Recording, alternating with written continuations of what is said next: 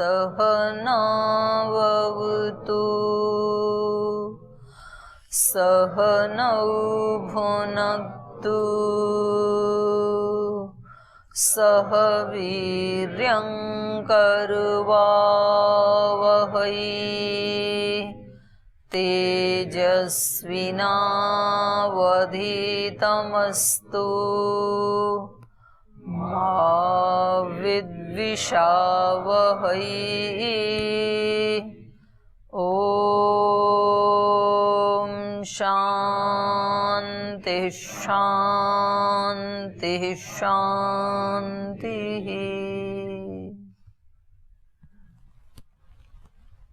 तो इन्होंने कल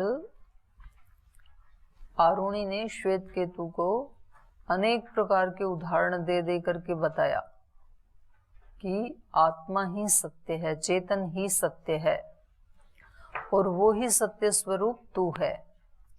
लेकिन वो उनको और आगे बताने के लिए पूछते गए कि और थोड़ा बताइए, और थोड़ा बताइए, मुझे ठीक से समझ में नहीं आया। तो उसके बाद फिर क्या करते हैं, फिर गुरु बोल देते हैं कि भाई अब आपको अनुभव करना पड़ेगा, क्योंकि शब्द की भी तो एक सीमा है ना। तो शब्द की गति तो शब्द की जहां तक सीमा है वहां तक हो सकती है, उसके बाद नहीं होती है। एक बार कोई एक छोटा बच्चा जो है वो खो गया, कहीं शहर में भटक गया, किसी गली आदि में वो खो गया। उसके माता पिता को मिला नहीं, माता पिता आ गए कहीं किसी उसमें गए होंगे, फंक्शन में, मेले में, जहां भी। वो बच्चा निकल गया और वो खो गया और वो घर आ गई।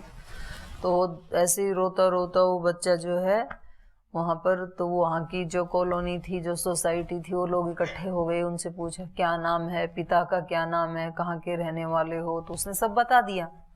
तो उन्होंने कहा कि अब रो मत, हम आपको ना आपके घर छुड़वा देंगे, कोई बात नहीं। और उसको बहुत सारे खाने को चॉकलेट्स भी दिए और फल दिए, खिलौने दिए कि लो आप खेल लो, मतलब ताकि वो चुप हो जाए। तो फिर वो लड़का उन्होंने माता पिता के पास भेज दिया। अब इस लड़के ने 2-4 दिन तो घर में रहा। फिर इसको लगा कि ये माता पिता तो रोज डांटते हैं और मैं वहां जब खो गया था तो वो कितने अच्छे लोग हैं, उन्होंने मेरे को खिलौने भी दिए, चॉकलेट भी दिए। तो अब ये एक दिन घर से निकल करके फिर उधर ही पहुंच गया और फिर जाकर के कहने लगा मैं तो खो गया, मुझे मेरे घर का रास्ता नहीं पता है। तो उन्होंने फिर दोबारा भी ऐसे ही किया, चलो कोई बात नहीं बेटा, आपको पहुंचा देते, रो मत, आप शांत हो जाओ। फिर 10-15 दिन के बाद इसको लगा कि वो तो बड़ी अटेंशन देते हैं मेरे को, खाने को भी देते हैं, खेलने को भी देते हैं, मम्मा तो डांटती रहती है हमेशा। तो वो फिर किसी दूसरे मोहल्ले में जाके खो गया। उससे अगले दिन कि आज नए वाले लोगों के पास चलते हैं, तो पुराने वालों ने उनको बताया भाई ये लड़का तो रोज खो जाता है। तो उन्होंने उसको एक रोड मैप दिया, बोले भाई ये रोड मैप है और इधर से चला जा, तेरा घर मिल जाएगा तेरे को। मतलब कितने दिन तक चलेगा ऐसे। तो आरुणि जो है वो अभी श्वेत केतु को रोड मैप दिखा रहे हैं उससे आगे, उससे आगे अब तुम चलो। जितना समझाया जा सकता था उतना आपको काफी समझा दिया है। तो गुरुजन क्या करते हैं, हमें राह बताते हैं और हमारे आंख की पट्टी खोल देते हैं। जो कल हमने शुरू किया था ना श्लोक, तो उस पे अभी हम करेंगे चर्चा। उससे पहले कोई आपका प्रश्न है तो पूछ लेते हैं जी। प्रणाम दीदी। दीदी जी, हम सत्य के बारे में कई अर्थ समझते हैं, सुनते हैं, तो हम व्यापक रूप से सत्य का क्या क्या अर्थ ले सकते हैं? यहाँ जो सत्य ही रहता है, अन्य कुछ रहता ही नहीं है। अविनाशी सत्य मतलब जिसका कभी नाश नहीं होता है। तो इसका तात्पर्य हम तो नाश किस किस का नहीं होता है? ईश्वर का नहीं होता है, ईश्वर सत्य है। मूल प्रकृति का नहीं होता है, मूल प्रकृति भी सत्य है। जीवात्मा का भी नाश नहीं होता है, वो भी सत्य है। आकाश का कभी नाश नहीं होता है, आकाश भी सत्य है। तो जो जो अविनाशी है वो सत्य है। तो विनाश को प्राप्त हो जाता है। वो असत्य है। असत्य को ही मिथ्या भी कहा शंकराचार्य जी ने। ब्रह्म सत्यम जगन मिथ्या। मिथ्या मतलब अविनाशी नहीं है, वो विनाशी है, विनाश को प्राप्त होने वाला है। और कोई प्रश्न? जी। ओम दीदी प्रणाम। दीदी कल एक प्रसंग आया था कि आप बोल रहे थे कि हमने कई बार मोक्ष को भी प्राप्त कर चुके, इसलिए हमें उसकी इच्छा होती है। तो ऐसा कहा जाता है ना कि मोक्ष में तो जन्म मृत्यु के छूट जाते हैं, फिर कैसे मतलब हम इस शरीर को प्राप्त किए? वो मतलब काफी लंबी अवधि है, तो उस दृष्टि से कहा जाता है कि फिर आपका जन्म नहीं होगा। तो जो उसकी अवधि सत्यार्थ प्रकाश में बताई है वो है 36,000 बार ये सृष्टि बने और प्रलय हो जाए। तो एक बार जब सृष्टि बनती है तो 4 युग होते हैं उसमें, चतुर्युगी बोलते हैं ना एक सृष्टि कर्म को। तो कितने वर्ष तो सतयुग के, फिर कितने ही द्वापर त्रेता के, और सबसे छोटा है कलयुग। लेकिन कलयुग का भी टाइम क्या है? 4,32,000 इतने वर्ष का कलयुग। और इससे जस्ट डबल उससे ऊपर वाला, फिर उससे भी डबल वो, उससे भी डबल सतयुग। तो ये एक सृष्टि हुई, और फिर इतने ही समय ये प्रलय भी रहेगी। ये जो चतुर्युगी है ना, इतने ही समय में प्रलय होगी। तो इस प्रकार की सृष्टियां उत्पन्न होना और प्रलय होना, और ये क्रम जब 36,000 बार, अब वो ऐसे लगता है कि मतलब वो बहुत लंबा पीरियड होता है। ऐसे कोई काउंटिंग तो उन्होंने भी नहीं की होगी, पर वो एक बहुत ही बड़ा समय है। इतने बड़े समय के लिए यदि सुख मिलता है हमें इस जन्म में केवल पुरुषार्थ करके, तो ये अत्यंत लाभ का सौदा है, बिजनेस है ये, बहुत ही लाभ देने वाली। हम लोग कौन सा बिजनेस करते हैं जिसमें थोड़ा इन्वेस्ट करें और उपलब्धि ज्यादा हो, प्रॉफिट ज्यादा हो, उसी में तो लगाता है व्यक्ति पैसा, समय, शक्ति, जो भी उसके पास है इन्वेस्टमेंट करने के लिए। तो इस मनुष्य को दिखाया जा रहा है कि यदि आप अध्यात्म में चल रहे हैं और यदि आप अष्टांग योग का पालन कर रहे हैं, तो ये थोड़ा पुरुषार्थ करके बड़ा फल देने वाला है ये मार्ग। तो उस दृष्टि से फिर आना तो पड़ता है, लेकिन वो काफी लंबा समय है, और जब वो आएगा वापस तो एक नॉर्मल व्यक्ति की तरह से होगा। फिर संस्कारों को लेके आएगा फिर? इस संस्कार तो वो नष्ट करके गया था। तो फिर उसको कौन सा जन्म मिलेगा? मनुष्य जन्म मिलेगा उसको। अच्छा, व्यक्ति कहते थे कि मोक्ष मोक्ष सब बोलते हैं मोक्ष प्राप्त करना है, अगर कोई व्यक्ति मनुष्य से फिर मनुष्य हो तो उसमें क्या हानि है? कोई हानि नहीं है, चलते रहो। नहीं है कि मतलब मोक्ष ही प्राप्त करे, अगर कोई अच्छा कर्म करे उसको फिर मनुष्य जन्म मिले, अच्छा उस मनुष्य जन्म में भी उसको बहुत सुख ही मिले, अच्छा ही मिले, हाँ, तो उसमें तो कोई हानि नहीं है ना? ना, कोई हानि नहीं है, आ सकते हैं आप। आपके ऊपर निर्भर करता है, आप सैकड़ों जन्म ले सकते हैं। और यदि किसी को कष्ट है तो भाई अगला भी मत लो बेशक, तो अपने ऊपर डिपेंड करता है। तो किसी को ये लगता है कि भाई यहाँ कौन सी दिक्कत आ रही है, अच्छा जीवन जी रहे हैं, शुभ कर्म कर रहे हैं, तो उनको कौन जबरदस्ती पकड़ के मोक्ष में ले जाएगा? ठीक है भाई, आप जीते रहो। तो जिसकी ये इच्छा है कि भाई ये शरीर लेना ही अपने आप में दुख है, सांख्य दर्शन का दूसरा सूत्र है ना, दुख जन्म प्रवृत्ति दोष मिथ्या ज्ञाना नाम उत्तरोत्तर अपाय तद अपायात अपवर्ग। तो उसमें सबसे पहले क्या हटाना पड़ेगा?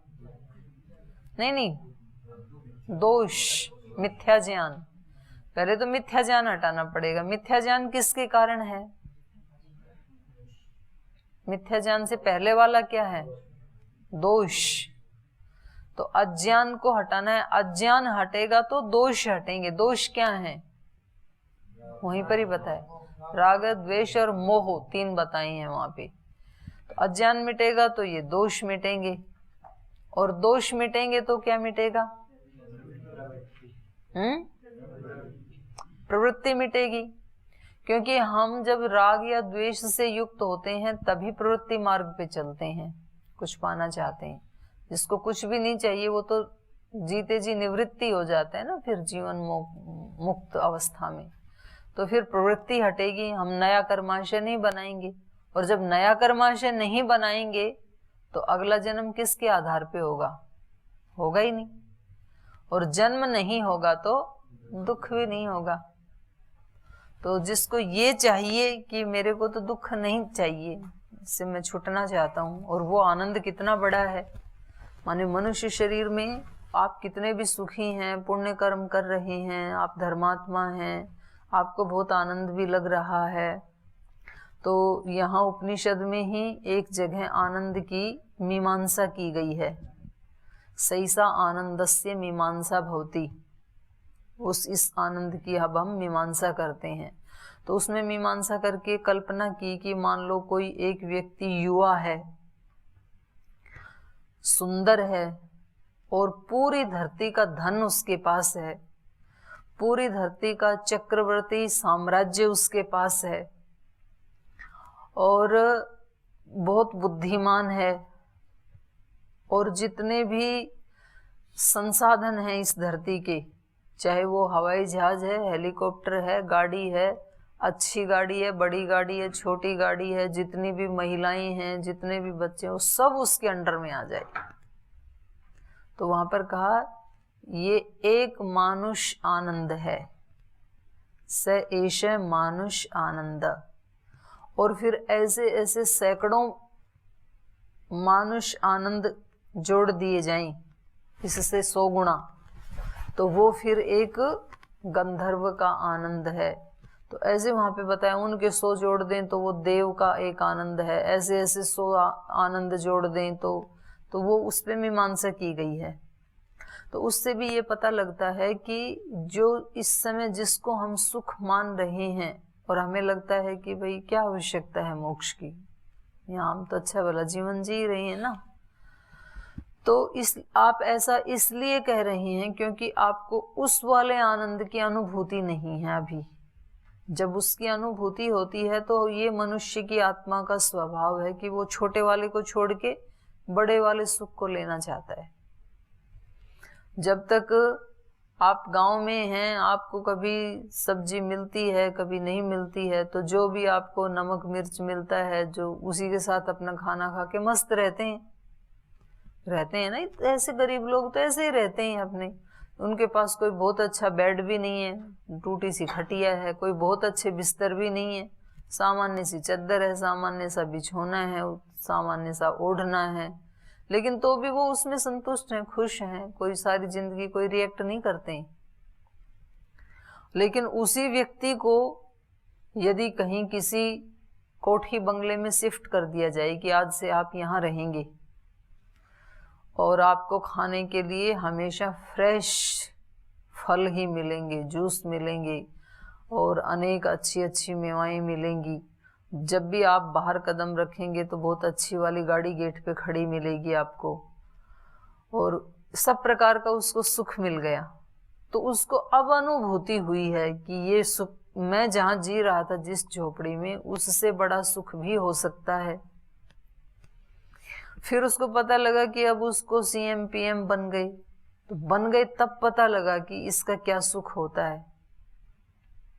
उससे पहले तो उसी में जी रहा था। तो जब हमें उससे आगे वाले सुख की या तो कोई शास्त्र से, गुरु से या अपने ही किसी संस्कार से उसकी अनुभूति हो जाए कि भाई वो जीवन कितना पवित्र होगा, जिसमें प्रतिपल ईश्वर के साथ हैं हम, और इस ईश्वर की इस सारी सृष्टि समष्टि का हम उपभोग कर सकते हैं। वैसे तो उसको इच्छा ही नहीं होगी उपभोग करने की, क्योंकि उपभोग को छोड़ के तो वहां गया है, और जब वो निरंतर है ही आनंद स्वरूप में, तो उससे ज्यादा आनंद की कल्पना भी कहाँ की जा सकती है, वो तो सुप्रीम है ना। तो जब तक हमें आगे वाला दिखाई नहीं देता है तब तक तो हम उसी को अच्छा मानते रहते हैं। लेकिन जिन लोगों के संस्कार के कारण उनको उसका थोड़ा भी झलक मिल गया, कभी उसको जीवन में ऐसे लगा कि ये मेरी स्थिति इतनी देर में निर्विचार रहा और मेरे को बड़ा आनंद आया। किसी दिन आपकी समाधि लग जाए 7-8 घंटे की, संडे के दिन एक बार बैठे तो फिर 8 घंटे बैठे ही रहिए आप, तो फिर आपको पता लगेगा कि इसमें कितना आनंद है, तो फिर आप उसकी तरफ अग्रसर होंगे। तो ये जो मोक्ष वाला मार्ग है, और इसमें भी जीते जी पहले मोक्ष करना होता है। जीते जी जिसका मोक्ष होगा उसका ही मरने के बाद नितांत मोक्ष होगा। ऐसा कभी नहीं होगा कि जीते जी तो बंधन में रहे और मरने के बाद किसी लोक में पहुंच जाए, मोक्ष हो जाए, ऐसा नहीं होगा। तो ये हमारा मनुष्यों का अपना भी अनुभव है, केवल शास्त्र के कहने से ही हम मोक्ष की कामना करें ऐसा नहीं है। ये हमारा निजी प्रत्यक्ष अनुभव भी है कि जब जब हम जिस जिस दुख से छूटते हैं तो हमें अच्छा लगता है। भूख वाला दुख है, 3 दिन से खाना नहीं मिला और फिर चौथे दिन खाना मिल गया, तो सुख की अनुभूति होती है ना। तो उसमें हमें पता है कि ये इससे सुख मिल रहा है। तो हम इस जीवन में भी उन कामों को ही करते हैं जिनसे हमारी आत्मा को सुख मिलता है। तो सुख की ही तो खोज है हमें, और जितना आज मिला हुआ है उससे और थोड़ा चाहिए। जितनी पढ़ाई आज कर ली और आज की पढ़ाई में जो सुख है उससे भी बड़ा सुख चाहिए।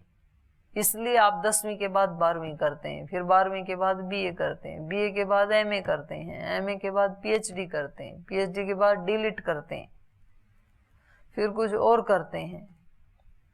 तो हम निरंतर, ये हमारा स्वभाव है, हम जितना सुख हमें मिला है उससे आगे बढ़ना चाहते हैं। तो ये हमारी भी अनुभूति है। हम मुक्त होना चाहते हैं, रोगों से मुक्त होना चाहते हैं, दोषों से मुक्त होना चाहते हैं, पूर्ण पवित्रता से युक्त होना चाहते हैं। तो मनुष्य जीवन में जब तक रहेंगे तो त्रिगुण साथ रहेंगे ना। तो कितना भी हम प्रयास करें पर कभी ना कभी तो रजोगुण और तमोगुण से युक्त होंगे ही। तो अगर ऐसी भी कोई स्थिति हो सकती है कि जिसमें त्रिगुणातीत आत्मा हो जाए, एक रस, तो उसको कौन नहीं चाहेगा, उसको तो सब चाहेंगे। तो इसलिए फिर यहाँ पर शास्त्रों में उसको इतना बल दिया है। लेकिन यदि किसी को ये लग रहा है कि भाई और नहीं चाहिए, एक व्यक्ति कहता है मैं झोपड़े में खुश हूँ, मुझे और नहीं चाहिए कोई महल आदि, तो ठीक है, वो रहता रहे, फिर उसको कौन जबरदस्ती लाएगा। तो इसलिए तो हम स्वतंत्र हैं। ये तो भगवान की सबसे बड़ी कृपा है। हम चाहें यदि कि भाई हम तो ना अगले 100 जन्मों तक अपने ऐसे ही पढ़ते पढ़ाते रहें, ऐसे ही गुरुकुल में रहें, ऐसे ही पवित्र जीवन जीते रहें, कुछ सेवा करते रहें, हमें ये ठीक लग रहा है तो फिर ठीक है, तो फिर आप जी सकते हैं। इससे भी आगे चाहिए तो वो भी फिर अनंत अपॉर्चुनिटी हमारे सामने है। लेकिन उसमें बस इतना ही है कि उसके लिए व्यक्ति को उतावला नहीं होना चाहिए, सहज मिलना चाहिए। मीरा बोलती है सहज मिलो अविनाशी। जो मेरे को ईश्वर मिला वो कैसे मिला? सहज मिला। और कैसा मिला? अविनाशी मिला। और लोक में कहा जाता है सहज पके सो मीठा होई। किसी केमिकल आदि से पकाएंगे ना तो उसमें वो वाला टेस्ट नहीं आएगा। और जो पेड़ पे ही फल पकेगा आराम से सहज रूप से, वो ज्यादा टेस्टी होगा।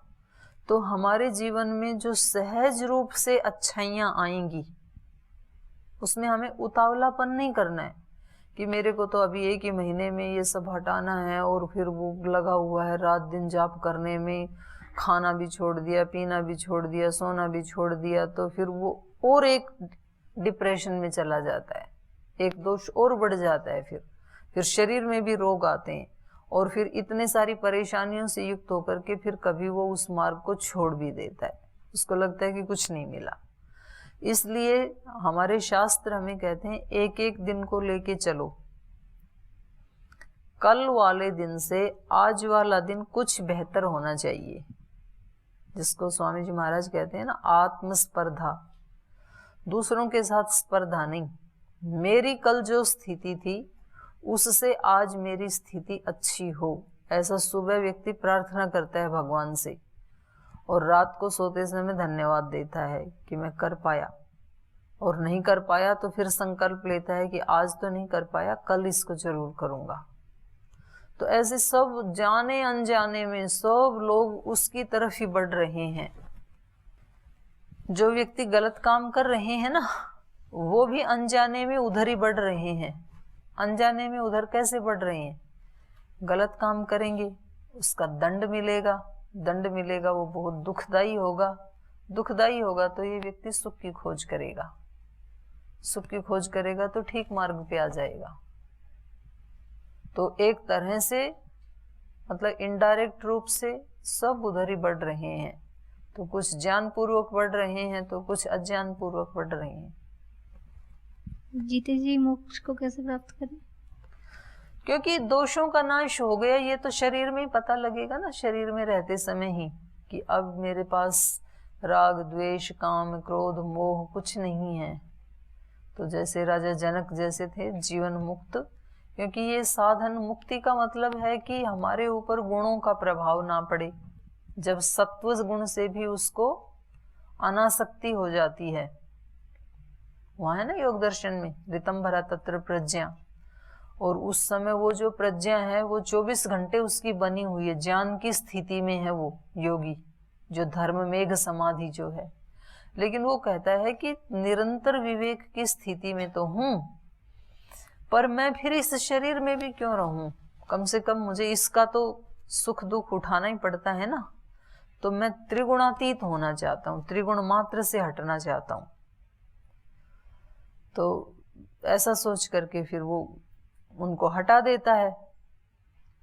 तो जब जीते जी ये स्थिति बन गई कि अब मेरी सात्विकता में भी कोई आसक्ति नहीं है, इसको भी मैं छोड़ने को तैयार हूं, तो फिर वो उसको जितना शरीर को आयु मिल गई, एक चक्र भ्रमणवत धृत शरीर है जो है, 5, 10 साल 15 साल 20 साल जो उसके बचे हैं इस ज्ञान होने के बाद, तो वो चाहे तो उनको जी सकता है और चाहे तो अपनी इच्छा शक्ति से अभी भी शरीर छोड़ सकता है, जिस समय उसको पूर्ण विवेक पूर्ण वैराग्य हो गया।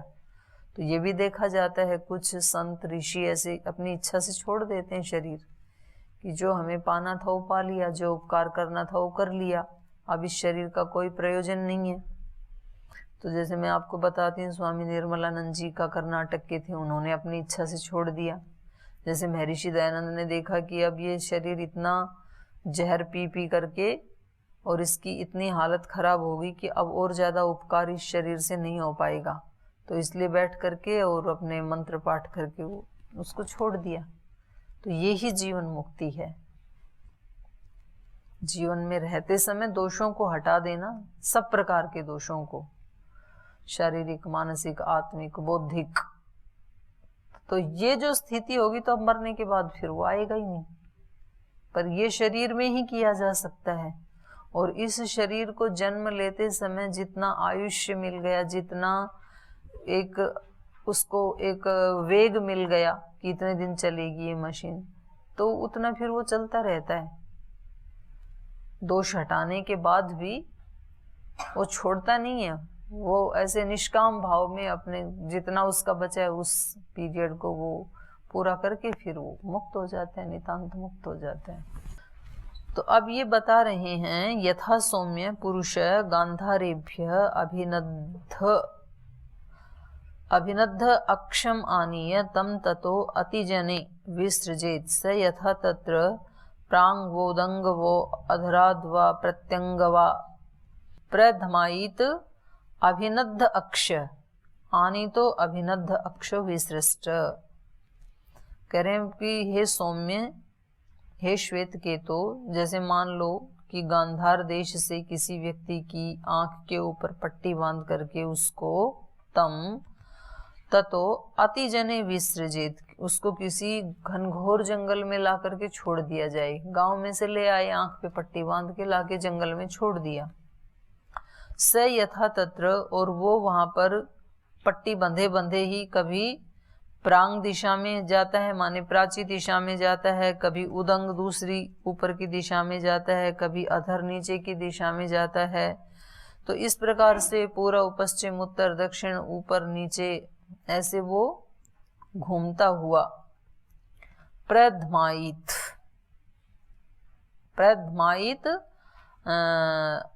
आभि अनद्धाक्षः को कह रहा है कि मैं यहाँ इन लोगों के द्वारा अभिनद्ध अक्षय आंखों पर पट्टी बांध करके लाया गया हूं। और वो चिल्लाता है, प्रदमायित जोर जोर से चिल्लाना। तो कह रहा है अभिनद्ध अक्षय आनी तो, अभिनद्ध अक्षय आनी तो, अरे मुझे यहाँ कोई आंख पे पट्टी बांध करके ले आया, तो कोई तो मुझे यहाँ से छुड़ाओ। ऐसे वो चिल्लाता है कि मुझे मेरे घर पे जाने का कोई रास्ता बताओ। यहाँ किसी ने ला करके मुझे विसृष्ट छोड़ दिया है, लाया गया हूं मैं। विसृष्ट माने लाया जाना, छोड़ देना। तो वो ऐसे चिल्लाता है और चारों दिशाओं में इधर उधर भटक रहा है। तो कह रहे हैं तस्य यथा अभिन्हन्नम प्रमुच्य प्रब्रूयात एताम दिशम गांधारा एता दिशम व्रज इति स ग्रामात् ग्रामं पृच्छन् पंडितो मेधावी गांधारान एव उपसंपद्यते एवं एव हि आचार्यवान पुरुषो वेद तस्य तावदेव चिरम यावन् न विमोक्षे अथ संपत्स्य इति। तो कह रहे हैं वहां पर तस्य जैसे उसके अभिन्हनम आंख के बंधन को, पट्टी को, बाहर से बंधी हुई पट्टी को प्रमुच्य खोल करके प्रब्रूयात कोई इसको बोले एताम दिशम गांधारा, आप गांधार के निवासी हैं तो इस दिशा में है गांधार। उसकी पट्टी खोल दी किसी ने और वो दिशा बता दी। तो वो व्यक्ति क्या करेगा फिर? स ग्रामात् ग्रामम पृच्छन् पंडितो मेधावी, यदि वो पंडित है, यदि वो मेधावी है, ज्ञानवान है, तो एक बार दिशा मिलने के बाद उस दिशा में चलेगा। फिर एक गांव में पहुंच गया, फिर पूछेगा कि गांधार किधर है, वो कहेंगे इस रास्ते से जाओ। फिर दूसरे गांव को क्रॉस करेगा, फिर वहां जाके पूछेगा गांधार किधर है, तीसरे गांव में जाएगा। ऐसे एक के बाद एक गांव को वो प्राप्त करता हुआ गांधारान एव उपसंपद्येत, तो फिर वो पहुंच ही जाता है। यदि वो बुद्धिमान है तो एक बार ट्रैक मिल जाए, एक बार दिशा मिल जाए, फिर तो वो स्टेप बाय स्टेप उन्नति करता हुआ अपने लक्ष्य को पा ही लेता है। वो गांव गांव में पूछता हुआ अपने देश गांधार में पहुंच ही जाता है। तो करें कि ऐसे ही एवं एव इह आचार्यवान पुरुषो वेद, इसलिए हे श्वेत केतु जैसे वो पहुंच जाता है उसी प्रकार इस मनुष्य को भी क्या कहा है? आचार्यवान, आचार्यवान पुरुषो वेद। इस मनुष्य को भी गुरु वाला, आचार्यवान माने श्रेष्ठ आचार्य के शिष्य के रूप में कहा गया है कि जब कोई ऐसा गुरु मिल जाता है, एक दिशा देने वाला, एक ट्रैक दिखाने वाला, तो फिर ये मनुष्य भी अपने लक्ष्य को प्राप्त कर ही लेता है।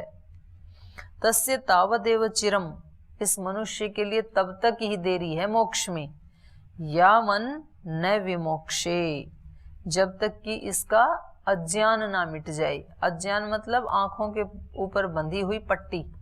जैसे उस व्यक्ति को रास्ता नहीं दिख रहा था ना, आंखों पे पट्टी बंधी हुई थी, तो ऐसे ही हम सब के आंखों के ऊपर क्या बंधी हुई है? अज्ञान की पट्टी बंधी हुई है। तो कह रहे हैं वो उस पट्टी को, उस अज्ञान को छोड़ देगा, उसको जब ज्ञान हो जाएगा तो, और फिर अथ संपत् से, और उसके बाद फिर वो ब्रह्म को प्राप्त कर लेगा।